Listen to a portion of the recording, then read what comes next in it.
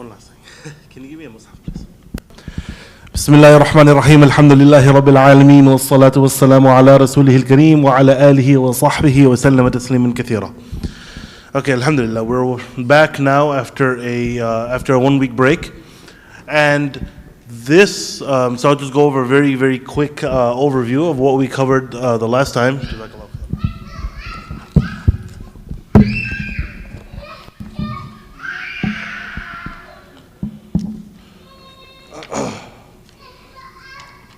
So we were discussing how Yusuf alayhi salam, he was in jail, and the king had a dream. Then he had to find someone that could interpret that dream for him. So he did that, and Yusuf alayhi salam, as a result, was taken out of prison because he was able to successfully interpret that dream. But he demanded an investigation first as to what happened, and then we discussed those ayat where the women essentially accepted and admitted to what they were trying to do. So after that, Yusuf alayhi salam was taken out of prison. He accepted coming out, and long story short, he was made to be the new Aziz, the new finance minister of Egypt. So we talked about how the king said, "Astakhlishu li nafsi." And then Yusuf alayhi salam, he asked to be the leader of the food pantry of Egypt, and eventually he was given that role. And we talked about how Allah subhanahu wa ta'ala says, وَلَأَجْرُ الْآخِرَةِ خَيْرٌ لِلَّذِينَ آمَنُوا وَكَانُوا يَتَّقُونَ, and before that, وَلَا نُضِيعُ أَجْرَ الْمُحْسِنِينَ. Specifically, the benefit that we got here, or that we understood here, was that the difficulties that we go through in this life, Allah subhanahu wa ta'ala will reward us for those. And not just is it a reward, but the difficulties that we are going through in our life, alongside that, there is some relief or some blessings that come with that. So we talked about how every single time Yusuf alayhi salam would get into a difficult situation, it was always followed by something that was of ease. Yusuf alayhi salam was thrown into the well, and what happened? Allah subhanahu wa ta'ala gave him reassurance. He was taken and sold into slavery, but in whose home? The Aziz and his wife who took care of him. He was put into jail, and then what happened? He had that power to gain authority amongst the prisoners because of his dream interpretation. He had the chance to get out, but Allah subhanahu wa ta'ala gave him that wisdom and that knowledge to make sure that he was not released on bad terms. He was released on good terms. And now he is the new Aziz. Okay, so now we're going to talk about the second half of the surah. Okay, so in this ayah, Allah subhanahu wa ta'ala says, وَجَاءَ إِخْوَةُ يُوسُفَ فَدَخَلُوا عَلَيْهِ فَعَرَفَهُمْ وَهُمْ لَهُ مُنْكِرُونَ. So at the very beginning of the surah, Allah subhanahu wa ta'ala, He gives us Alif Lam Ra, and then He talks about very small portion of the Quran, Arabic, and all those ayat. And then immediately the story of Yusuf alayhi salam starts, right? He saw the dream. And we talked about all of that stuff. Then Yaqub alayhi salam's advice to him. And then, before the rest of the story starts, or continues, Allah subhanahu wa ta'ala, He gives us this one ayah. What is that ayah? لَقَدْ كَانَ فِي يُوسُفَ وَإِخْوَتِهِ آيَاتٌ لِلسَّائِلِينَ. In the story of Yusuf and his brothers, there is a clear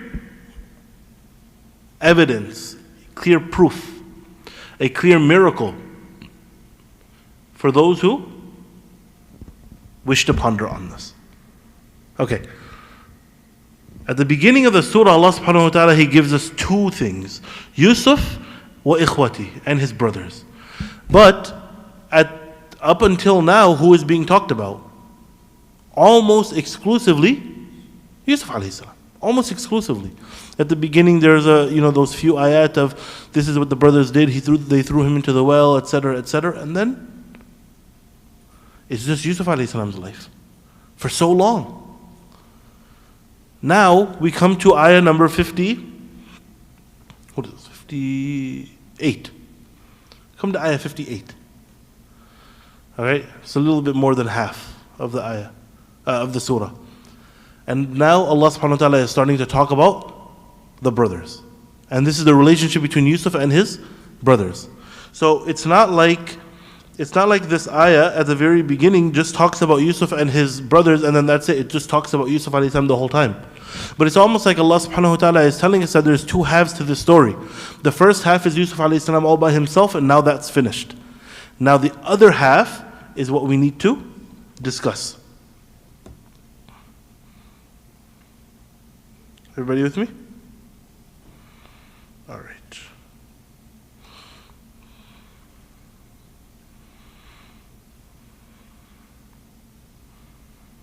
Okay. So وَجَاءَ إِخْوَةُ يُوسُف, and Yusuf alayhi salam's brothers, they came and stood before him in his court. فَدَخَلُوا عَلَيْهِ فَعَرَفَهُمْ وَهُمْ لَهُ مُنْكِرُونَ. He recognized them while they remained oblivious to his identity. Okay. Now this is very interesting, and we'll talk about a few different things for this ayah. So number one is this: وَجَاءَ إِخْوَةُ Yusuf. Yusuf's brothers, the 10 brothers, they came to Egypt. They left Palestine. That's where they were living, and they came all the way down to Palestine. Why? They were in Palestine. They came down to Egypt. Why? They needed to seek provisions. Why?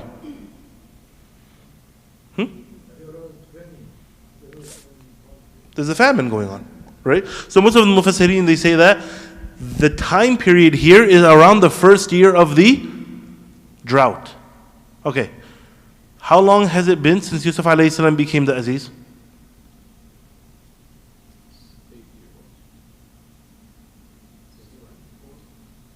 How do you figure that? Because it was after the 7 years of what's it called?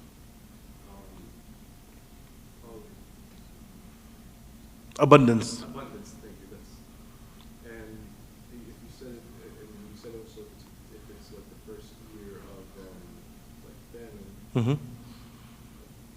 that's 8 years. Very good. So if you were to guess it, like Malik did, it would be the 7 years of the abundance where so much rain came and so many crops, all of that stuff. And now you're in the first or second year of the famine, 8-9 years, something like that. Very good guess, and this is perfect. But there's one thing that I didn't mention last time. So are you saying that, like, how many years has he been in? So if it's 8, then it must be 4, because it's going to be like years of abundance. Oh, no. It's years of abundance and then years of famine, right? And then that's 7 years, 7 years, 1 year, yeah. So first 7 years have finished. okay. And now, Now they're coming to him, so basically he's been there for like 7 years. yes. Or Something like that. Yes, something like that. Okay, so now the famine has started, and not only has it just started in Egypt, it has made its way up to Palestine. All right. One thing that I did not mention last time, I was running out of time, so couldn't go into the intricate details. There's an opinion here that Yusuf alayhi salam was not made the Aziz as soon as he asked. He was not made the Aziz as soon as he asked. There was a 1-year waiting period where the king held him by him. He was his right-hand man. And as a result of asking for that position, he was not given it right away. This is one of the opinions of Imam al-Razi he brings. So we could estimate anywhere between 6 and 9 years later, he is, this situation is happening. Meaning, Yusuf alayhi salam has now gained authority in the land. For 7 years, people had all of this food, and he was like, people trusted him so much that they were giving the food. You may think in that moment that you're going to have endless food forever and ever, but Yusuf alayhi salam knew better, and the people trusted him enough to give him all of their food. All right, so whatever was growing was given to them, except whatever little they kept for themselves to survive. Okay, now so much time has passed by that Yusuf's brothers and Yaqub alayhi salam, they're suffering from the famine up in Palestine as well. And as a result, Yaqub, their father, tells the brothers, there is a righteous man who is well known in this land who's giving away food, so go and travel to him and go get some food. So the brothers, they listen to their father and they go all the way down to Egypt for the purpose of trade. We'll give you some money, you give us the food. Okay, this is the reason why they're going. If you know the story, it doesn't exactly go like that, but this is what is happening. All right, so فَعَرَفَهُمْ وَهُمْ لَهُ مُنْكِرُونَ. Did they recognize Yusuf alayhi salam? No. Okay. Did he recognize them? Okay. Why? How did he recognize them but they didn't recognize him? Because the last time that any of them saw the other was back then. Because they were older than him, like much older than him. They, like, I'm pretty sure he was one of the younger siblings, one of the youngest siblings. Okay.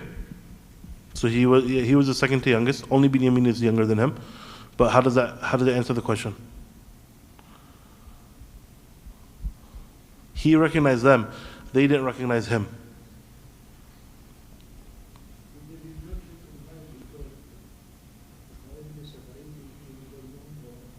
He was a young boy. So when he changed a lot more than they did because they were already older. Okay? That's one explanation that we can give. What's another explanation? Maybe because they were also in a group of 10. Like they came to him in a group of 10. And like, you know.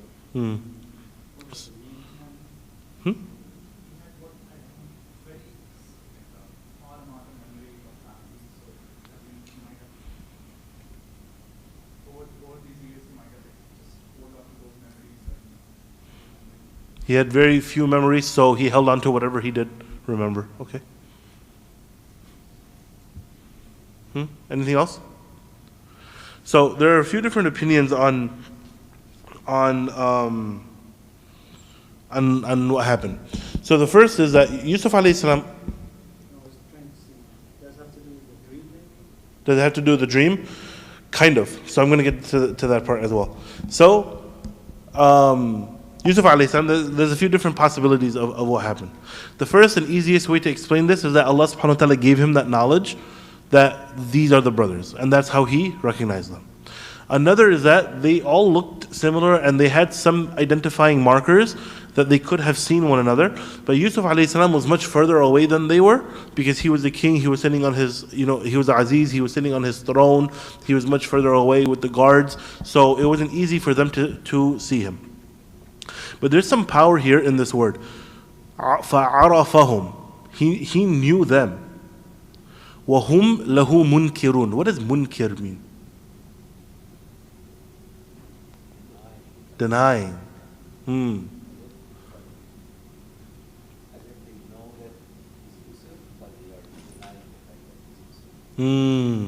So it's very, very powerful play on words here. The word munkir can mean, as it is translated here, for a person to be to lack familiarity with someone else, or to not know something. Okay, but it can also mean, and this is there's a lot more words with this definition, that you reject something, you deny something. Something comes to you, and if it is munkir, it is something that's turned away. Okay? So it's almost like they had some inclination that he was similar to them, or maybe they knew him, or maybe some deja vu or something is happening. But they're fighting their own self from coming to this realization. Okay? Yusuf alayhi salam, he knew that they were going to come. He knew that they were going to come always. How? The dream. He knew that the dream was going to be fulfilled. He knew that this was from Allah subhanahu wa ta'ala and what was going to end up happening. Now everything had happened. He was already on the throne. The only thing that was left is what? For the brothers and the parents to come. Right? That's literally all that's left. So they say that Yusuf alayhi salam consistently over those years kept on waiting for someone to show up through the doors of Egypt, to show up from the doors of Egypt, and for it to be his family. So now this actually ends up happening. This is the manifestation of the prophecy, where Allah subhanahu wa ta'ala, He said, where He said,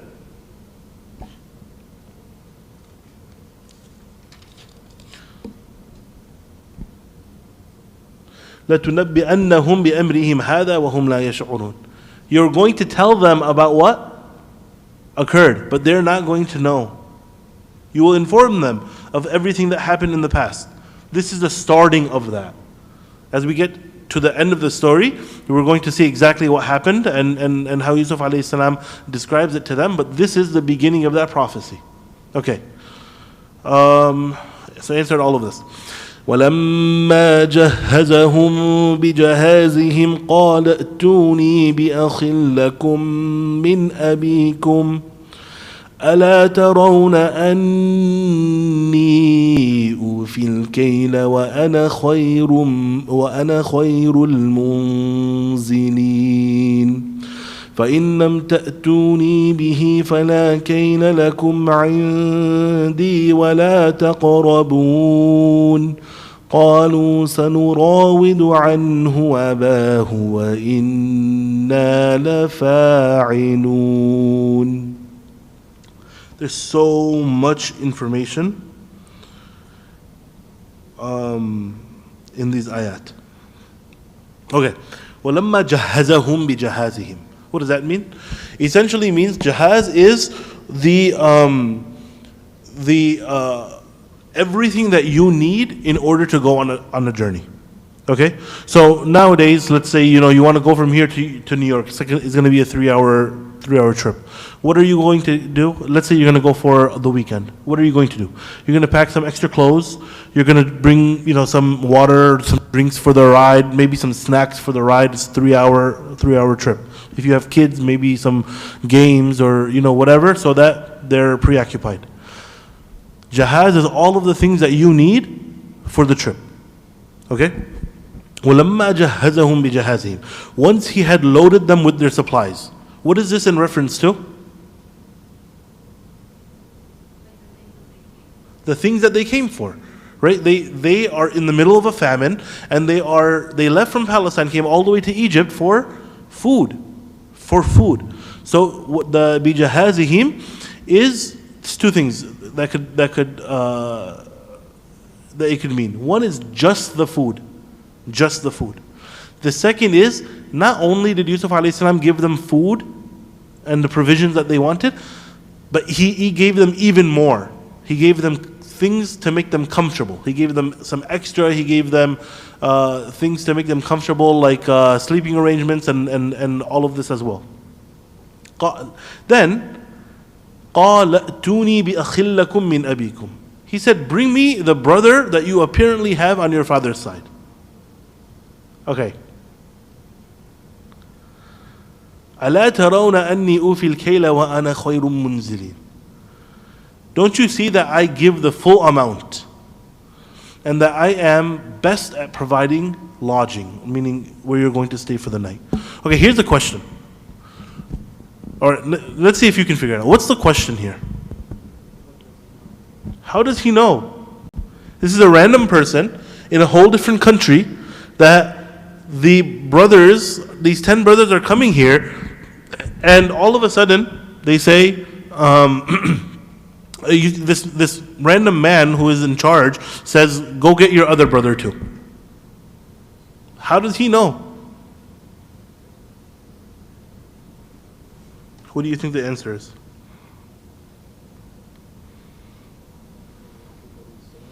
From Yaqub? How does Yusuf know? How does this king, how does this Aziz know? How does the finance minister of a different country know that these guys have a brother that they didn't bring?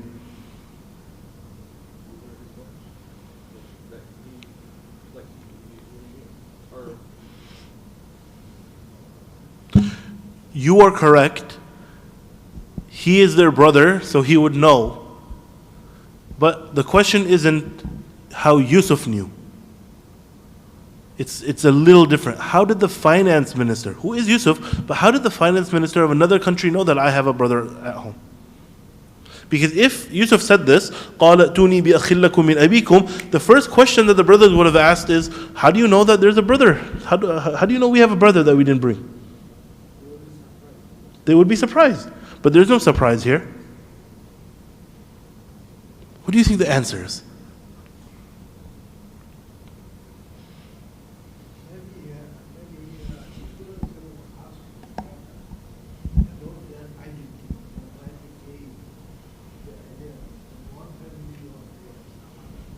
Good. Good. So this is a heavy part of it.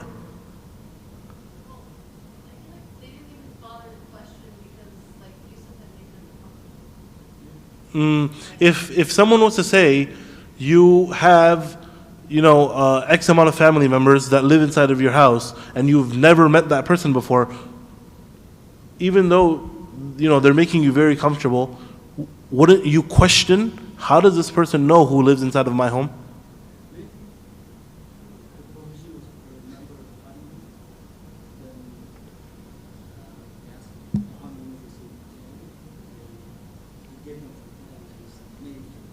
Very good. Yes, this is it. Yes. Okay. So this is the answer. All right. So Yusuf alayhi salam saw a dream when he was a kid that his family was going to come. Right? Throughout all of those years, Yusuf alayhi salam kept having people check whenever someone from a different land would come. He would try to find out, who they are and all of that information. Otherwise, let's say that Yusuf alayhi salam is the CEO of, let's say the company's name is like Egyptian Food. He's a CEO. How often does the CEO have anything to do with day-to-day transactions? Never. So let's say you have Walmart, okay? You have Walmart here in Worcester. That Walmart has whatever you want to go and buy. You take that to the cashier and you check it out, and then you go on your way. You pay and then you go on your way. The CEO doesn't even know that transaction happened, let alone that CEO being there, like the CEO of Walmart being there and actually checking you out and saying, have a good day. That never happens. Why is Yusuf in this situation? That's the first question that should come into our mind. This is a part of tadabbur of the Quran. So when you're going through the Quran, you ask yourself a question like this. He is, the king said, "Astakhlishu li nafsi." I'm going to give him the specific role to be close to me. That means that he is now royalty. Royalty does not just intermingle with every single person out there. It's not safe, it's not customary. So why is Yusuf alayhi salam in the middle of this day-to-day transaction? Wouldn't he have employees, servants, other people to take care of that? Yes. Like he's positioned himself in a way because he's trying to get his brother. He's positioned himself in a way because he's trying to get his brother. Yes, but you're thinking too far ahead. If we want to think about ayah by ayah, the rest of it is going to end up coming. But right now, the question is, why is Yusuf in this situation? The answer is kind of to this point, but without mentioning the specific brother. He knows that the dream is going to happen. Right? Imam al-Razi says he knows that the dream is going to manifest, and the interpretation of whatever happened is going to end up happening. That the brothers are going to come, they're going to do sajda, father and his stepmother, they're going to all do sajda to him. All of this is going to end up happening. So Yusuf alayhi salam is waiting for the time that they come to him. So every time someone from the outside comes, he has his people, Imam al-Razi mentions, he has his people going out and searching for them, asking for their information. So what happened in this specific situation? وَلَمَّا جَهَّزَهُمْ بِجَهَازِهِمْ. Before this, they had a conversation. After this, they had a conversation. And then, after some time, قَالَ ائْتُونِي بِأَخٍ لَكُم مِّنْ أَبِيكُم. Okay, what does that mean? Let me go a little bit slower. Yusuf alayhi salam finds out that a different type of people have now come into Egypt. They want food. He says, okay, I know, I'm expecting that at some point my brothers will come. Let me go find out. That's why he's in the situation. All right? He's talking to them, and he says, every single person that comes to me, they're going to take one camel's load of provisions back. A camel's load, that's food. But each person only gets one. So the brothers had a conversation with Yusuf alayhi salam, with the Aziz, and said, look, we are 10, but we have our father who's at home, who's very old, and he's not able to travel. So we came on his behalf. So Yusuf alayhi salam, he said, you left your father at home all by himself when he's old? They said, no, we have another brother who is watching over him, who's taking care of him. So can you give us 2 more camel loads of provision so that we can bring it back to them? At this, now Yusuf alayhi salam, he says, قَالَ ائْتُونِي بِأَخٍ لَكُم مِّنْ أَبِيكُم. Bring your brother to me. Okay, why does he want to see the brother? Why can't he just give away the stuff? Obviously, we know the answer is that he wants to see his Benjamin, his blood brother again. But over here, the Mufassirin, they say that his excuse here was to say this. And it could have been, a number of different things. But essentially, Yusuf alayhi salam pretended to have intrigue in this family. And he said, so your father is X, Y, and Z. Probably came up that he was a prophet of Allah. Right? And essentially they said, why did your father choose that brother to take care of him instead of anyone else?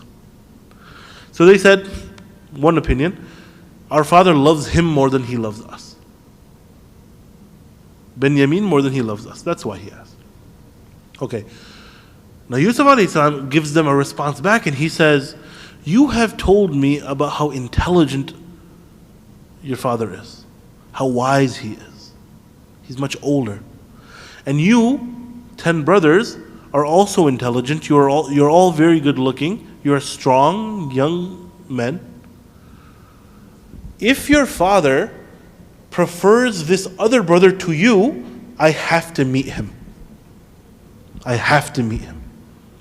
So he says, أَلَا تَرَوْنَ أَنِّي أُوفِي الْكَيْلَ وَأَنَا خَيْرُ الْمُنزِلِينَ فَإِن لَمْ تَأْتُونِي بِهِ فَلَا كَيْلَ لَكُمْ عِنْدِي وَلَا تَقْرَبُونَ. Now he does 2 things here. This is one of the ways of speaking, especially in a leadership position. Parents do this, leaders do this, bosses, managers do this. A lot of people do this. And this is the way that Allah has created the world. You have something positive, you have something negative. You have reward and you have punishment. Okay? This is how tasks are completed. Reward and punishment. Pros and cons, good and bad, things like this. So what does he say? I want to see your brother. I'm intrigued. Something is going on in this family. This other brother must be so special that he did not come. I have to see him. أَلَا تَرَوْنَ أَنِّي أُوفِي الْكَيْلِ. Don't you see that I have given you your full amount of provisions? You asked me for this, I gave you everything that you wanted. وَأَنَا خَيْرُ الْمُنزِلِينَ. And I am the best host. I am the best host. Why does he mention these things? He's mentioning all of the positive things that he has. I want you to bring your brother from Palestine to Egypt. Why? Here are the good reasons. It's because I give everything that you ask for. So when he comes, I'm going to give him everything he asks for. And not only will I do that, but I'll also honor him. I'll take care of him when he comes, just like I took care of you. You came all the way from Egypt to Palestine right now, and I gave you a home to stay in, a bed to sleep in, I gave you food and water and shelter, I gave you all of the necessities. أَنَا خَيْرُ الْمُنزِلِينَ. I am the best host. So everything that I have done for you 10, I will also do for him as well. But sometimes, no, let me say that. A lot of the time, when you just give someone an incentive to do something, it's not enough for that person to do it. It's not enough for that person to do it. Like, what's an example of that? Allah subhanahu wa ta'ala, He gives us all of the rewards that are associated with the rawatib, the 12 extra prayers that are prayed in a day, before and after every fard. How many of us pray all 12? Allah subhanahu wa ta'ala tells us the reward of the one who prays tahajjud. How many of us get up for tahajjud? Allah subhanahu wa ta'ala tells us the reward of giving away our money, like the companions would give away all of their money, or half of their money, or a third of their money, and so on and so forth. How many of us give everything away? Yes. So all of these incentives are present. We know these incentives exist, but we're not rushing to do them. This has to do, of course, with a weakness in our own iman and a weakness in our own realization of the hereafter. But there's a second part of the puzzle. And that is, this is the difference between targheeb and tarheeb. Targheeb and tarheeb. The first is targheeb. Now it's tarheeb. And what is that? To give a consequence or a punishment associated with a task. And that drives people to do the bare minimum, to get what the least is. So for us, what do we have? A person who misses their prayer, they will have this punishment. A person who backbites will have this punishment. A namam who spreads gossip between people and causes problems will have this punishment. A person who commits zina will have this punishment. A person who who drinks khamar will have this punishment. So all of these things are associated with specific punishments. And what will eventually happen? A person who has, the littlest bit of decency will follow these rules. That's why the Prophet ﷺ said, anyone who does not have any haya, modesty, fasna ma'ashid, to do whatever you want. Do whatever you want. So the person who has that littlest bit of modesty and decency will avoid all of these things merely out of a punishment from Allah subhanahu wa ta'ala. You don't even think about all of the consequences in this dunya for doing those things, just out of the punishment in the hereafter. Alright. So Yusuf alayhi salam uses this same principle to talk to his brothers and convince them to bring that other brother along. And how does he convince them? فَإِن لَمْ تَأْتُونِي بِهِ. If you don't bring him to me, فَلَا كَيْلَ لَكُمْ عِنْدِي وَلَا تَقْرَبُونَ. You will have no amount of provisions with me. Meaning, I have given you 10 camel loads of provisions. Go back home, use it, rest, do whatever you need with that. But you're going to run out. You will run out. When you run out, you're going to want to come back to me to get more. If you don't bring your brother, then I will not give you any more food. وَلَا تَقْرَبُونَ. I won't even allow you to come close to me. Why does he mention this last part? What's the significance of that? وَلَا تَقْرَبُونَ. You won't even come close to me. It's supposed to be like an emphasis on how severe the consequences So definitely there is an emphasis that's there for the severity of the consequence, yes. But think back a few minutes to what I just mentioned about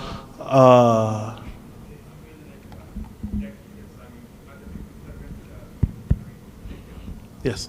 This is a very specific situation where Yusuf alayhi salam left his position as the leader to come and do a minuscule task that anyone else could do. Right? Because generally speaking, when you have royalty, not the average person can't just go up to them. You can't go up to a king, you can't go up to a president. We're just average people, right? It doesn't matter what country you're in. You can't do that. So Yusuf alayhi salam is saying to them, this is a special situation where I have let you come close to me.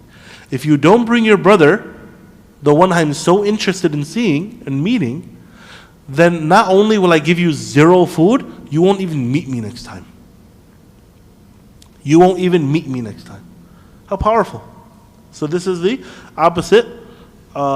This is the opposite of that. All right. So, قالوا سنراود عنه أباه وإنا لفاعلون. Such a powerful ayah. All right, so to start breaking this down, because I told you a long time ago when we were talking about the seduction that the word was going to come back, and now that's today. Sanurawidu is the same word that Allah uses to describe the wife of the original Aziz when she tried to seduce Yusuf. Right? And وَرَاوَدَتْهُ الَّتِي هُوَ فِي بَيْتِهَا. Right? So we said at that time that it was, the understanding is that she tried to seduce him. The understanding is she tried to seduce him. But the translation was, try to have him give himself to her. She tried to have him give himself up to her. That was the understanding that we did. That was the Bayina translation. Why is it that specific translation? Because if you take the word rawadat and say that means seduction and that's it, then over here this is a very strange it's a very strange understanding. قالوا سنراود عنه. We are going to seduce him to our father. That doesn't make sense, right? So what does sanurawidu mean? It has a lot of meanings, but essentially means to go back and forth to persuade someone to do something. To go back and forth to persuade someone to do something. What was the wife of the Aziz doing? She was going back and forth with Yusuf alayhi salam. Yusuf said no, she said yes. He said no, she said yes. He ran away, she ran after him. To persuade him to commit zina. Over here, they're going to go back and forth with their father. Right? For what reason? To bring Benjamin with them back to Egypt. Okay, Benjamin is the name of Yusuf alayhi salam's full brother. So just a quick recap of that. There are 12 brothers at least. Okay? The 10 brothers are one group, and then the 2 other brothers are another group. Those 2 brothers are Yusuf alayhi salam and his full brother Binyamin, or in English Benjamin. These 2 are from one mother, and the others are from at least one other mother. There's many different opinions on how many mothers the other 10 have. But they have turned into one group that we call Usbah, and the other 2 are Yusuf and Binyamin. سَنُرَاوِدُ عَنْهُ أَبَاهُ. We are going to insist with our father, going back and forth. We're going to try to get him, going to try to persuade him to give to give Benjamin to us, so that we can go with him. وَإِنَّا لَفَاعِلُونَ. We'll get it done for sure. All right, let's paint this picture here, okay, about what has happened in the past and what is currently happening right now.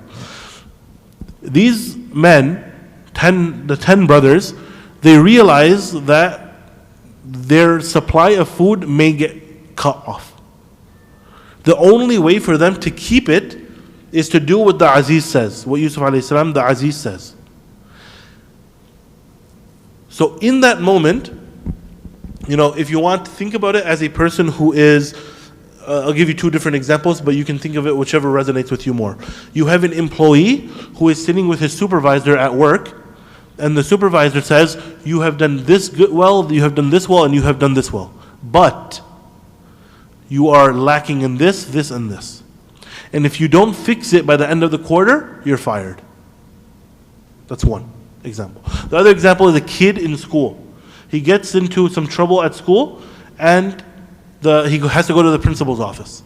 While he's there, the principal says, you generally are a good student, you get good grades, but you just did something that's very, very bad. If you ever do this again, I'm going to expel you from the school. All right, these are the 2 examples.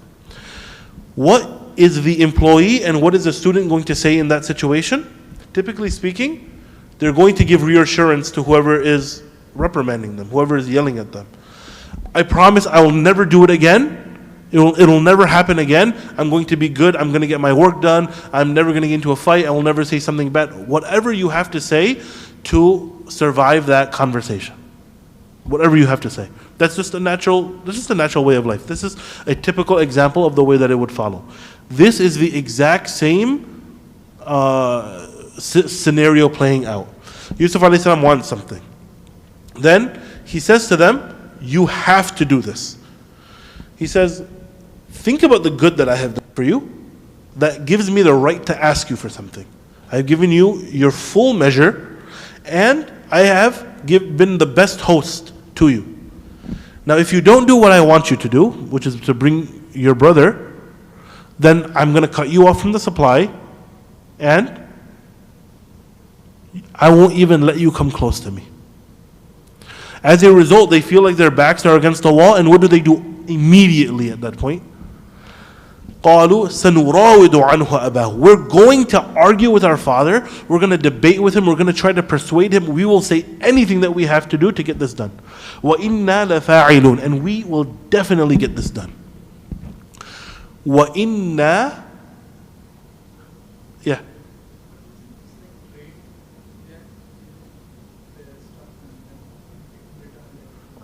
Yes, but Yusuf alayhi salam is the leader of Egypt.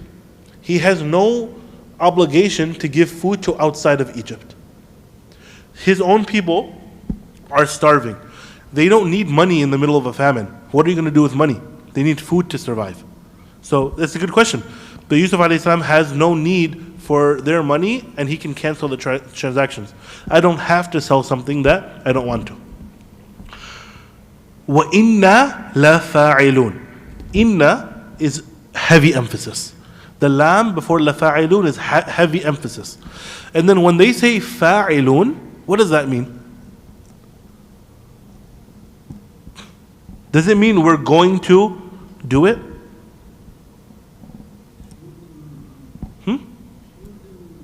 Surely we will do it. Inna لَفَاعِلُونَ. What is a fa'il? Fa'il is the one who is doing something. Right? How would you say, we will do this in the future?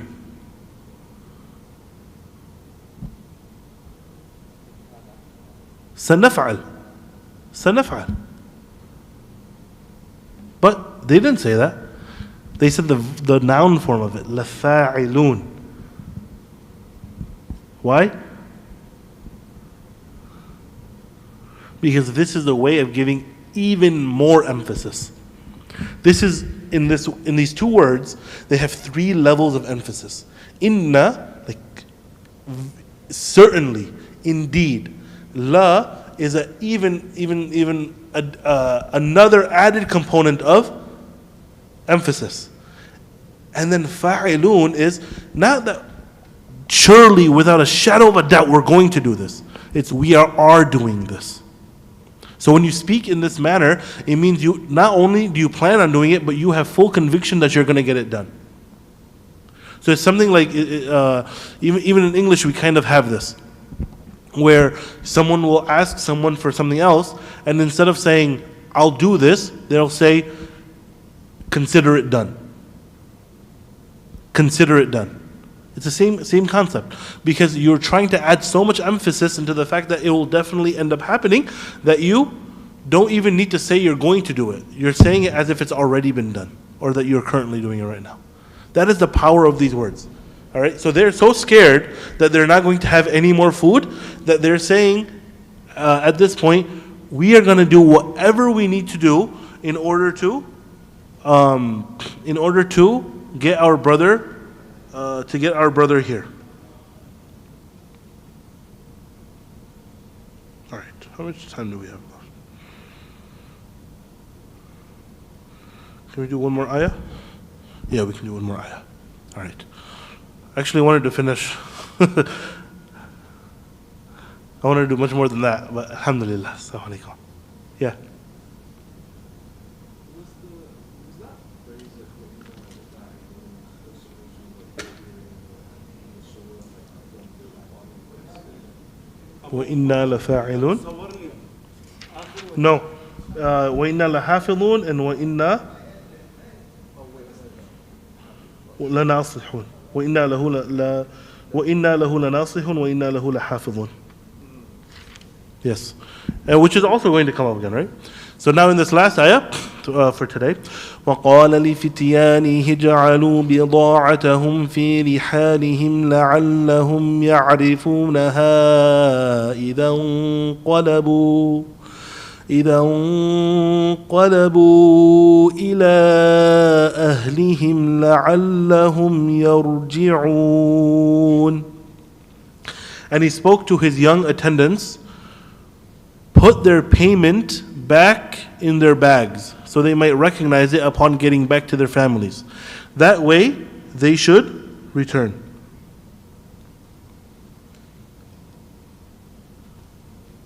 Okay.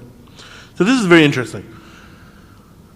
Lifityani, he is referring to the servants that Yusuf alayhi salam has. He has all of these workers that are around him, servants, slaves, whatever it is, to do his work for him.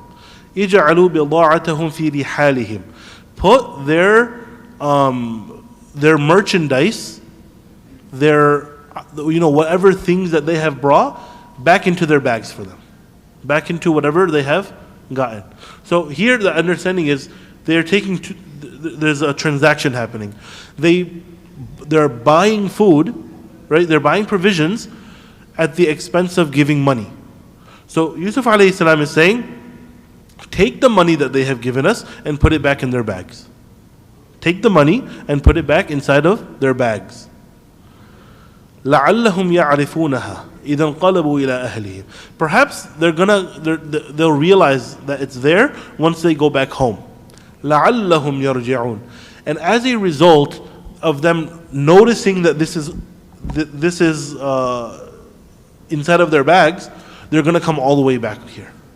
And they know that just so that you stay with me, if they're going to leave Palestine and go all the way back down to Egypt, they're going to ask for more food. Yes or no? Yes, of course. Because why else are you going to make that long journey on your camels and everything all the way down there and not bring back more food? Why would you do that? But what key to the door? In order for them to get more food, what do they have to do? Bring the brother back. Okay. So the question is, why did Yusuf give their money back?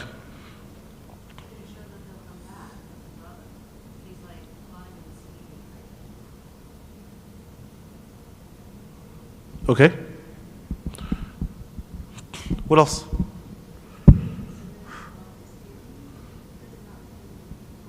They're considering it stealing? Okay, that's good. Okay. Anything else?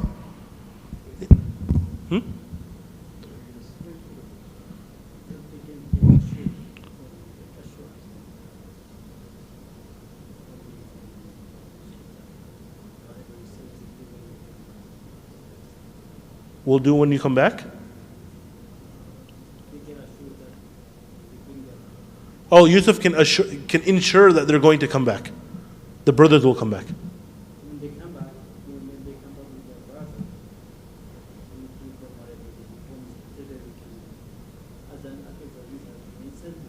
Incentive to come back. Oh, good, very good. Okay. So, Imam al-Razi mentions 10 different possibilities. Very interesting.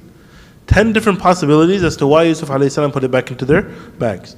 The first thing is this. First question that he says is, did the brothers know that the money was put back in? No. Imam al-Razi says the majority of Mufassirin, they say that the brothers did not know that Yusuf had the money put back into their bags. They did not know until they got back home. And when we go next week, we'll see وَلَمَّا فَتَحُوا مَتَاعَهُمْ وَجَدُوا بِضَاعَتَهُمْ رُدَّتْ إِلَيْهِمْ. So it's very clear that they didn't know until they had already reached back home. Okay, what does Imam al-Razi mention? What are the different possibilities as to Yusuf's purpose for giving the money back? Number one, so that when they opened their bags and found the payment, they would recognize this as pure generosity on the part of Yusuf alayhi salam. So as a result, they would be motivated to come back. Now this entire time, keep in mind, if they come back, this is a very long journey, very tiring journey, probably taking over a month, just from Palestine to Egypt on their camels and stuff. So if they're going to go, they're going to make sure that they bring stuff back.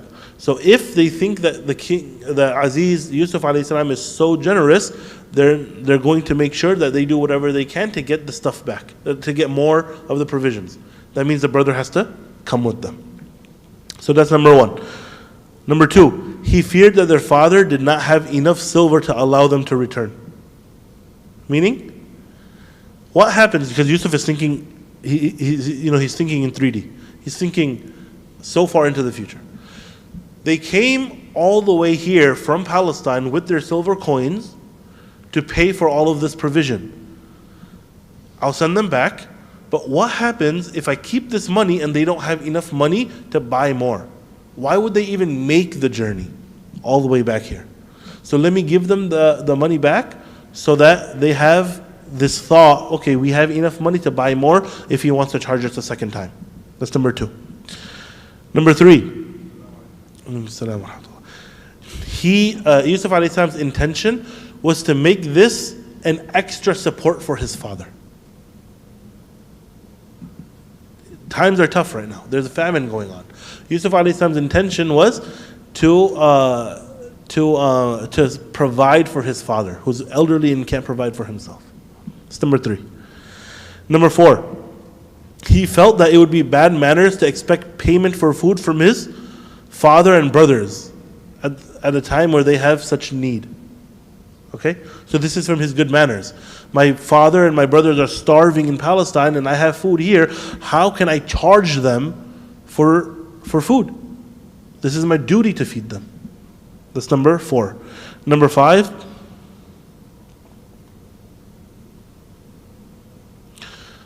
they would find the money inside of their bags.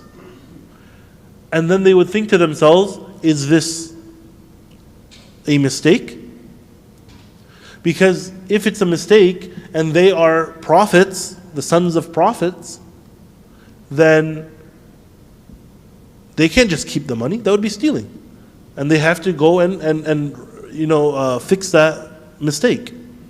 So he says, this is another reason why they would go all the way back to fix whatever was wrong. Number six, he wanted to show kindness to them in a way which would not result in them being looked down on or made to feel obliged. This often happens, right? So let's say someone needs money, okay? They need money.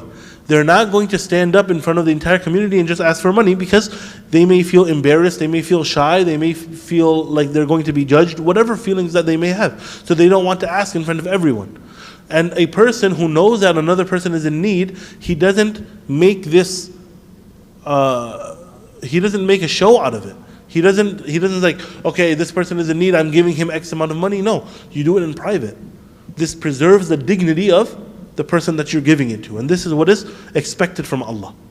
So Yusuf alayhi salam was doing the same thing in this situation. He was preserving the dignity of his brothers who were in need for this food. So instead of saying, I am doing a favor to you by giving you the food for free, I'll take your money, but then I'll secretly put it back into your bag. Number 7, he wanted his father to know that he had been generous to them, so that he would recognize that the brother was being called for further generosity. This would make it easier for Yaqub's heart to send him. So we're going to cover this next time, inshallah. And that is, Yusuf alayhi salam asked for the brother and gave the other brothers an ultimatum: either you get the food and you bring your brother, or you don't bring your brother and you get no food. So they're afraid of that, and Yusuf alayhi salam wants to ensure that the brother comes. So what does he do? He knows his father. He knows that his father had just had to live the last few decades, right? At least 40 years without Yusuf alayhi salam. And the brothers have already said, our father is old, he is losing his eyesight because he is crying so much. All of these conversations have already happened. So he says, he thinks if I give the money back, then Yaqub is smart enough to realize that this act of generosity was from Yusuf, because he knows the dream and he knows the interpretation of the dream. So as a result, when he asks for Binyamin, Yaqub alayhi salam will say yes. Keep that in mind for next week, inshallah. 2 more. Number 9, the silver coins were intended as further assistance in the time of hardship, and he hid them in their bags because he feared they would encounter highway robbers. So he didn't want them to get, he knew that they would need the money for other expenses, and he didn't want them to get robbed on the way back home. So he hid them in a way where no one else could find them. And the last one that he mentions, Imam Razi, is that the brothers, they were very rude and extremely hurtful to Yusuf alayhi salam when he was a kid. And he wanted to repay that with complete generosity. And that's also something that we're going to see later on when he says, لا تثريب عليكم اليوم. So this is a consistent theme. All of these are 10 possibilities as to why Yusuf alayhi salam did it. Each one of them can be completely accurate. But Allah subhanahu wa ta'ala knows the complete reason for why Yusuf alayhi salam actually did it. Yeah.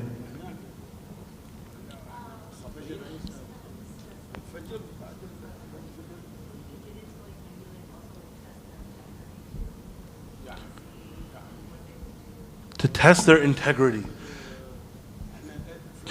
I don't see a problem with that. To test their integrity. If they're going to come back.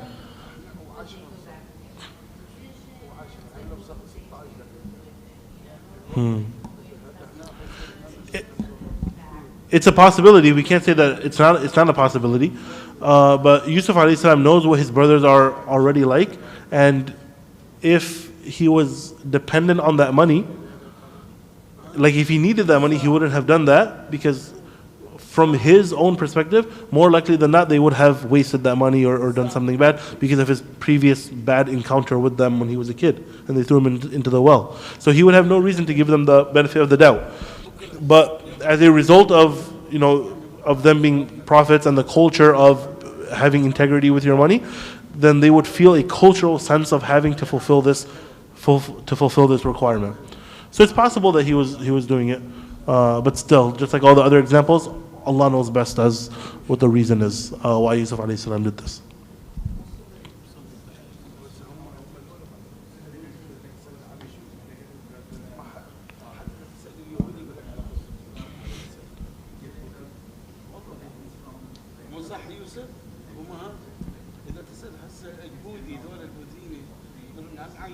Very good question. So Yaqub alayhi salam is in charge of the Egyptian food reserve. How is he just giving away whatever he wants to these outsiders? From his own money. So there are 2 opinions to this. The first is, like he mentioned, that Yusuf alayhi salam is giving away whatever he has whatever is his own. So he's paying for that, and then giving it to his brothers, and then replenishing whatever is lost in the Egyptian storehouse. That's one example. The other is that the king gave Yusuf alayhi salam complete autonomy in how he wants to spend it because of how much he trusts him. So he has the right to use it in whatever capacity he wants. Make sense? Okay. Yeah. Tafsir al-Razi, Tafsir Ibn Kathir, and then Imam Asif's PhD thesis as well for some Tadbawi benefits. Yeah, which are something that we're going to get to when we finish the next 3 ayahs, inshallah. So we'll end for today because it's time for the adhan now. هذا وصلى الله على نبينا محمد وعلى آله وصحبه وسلم تسليما كثيرا.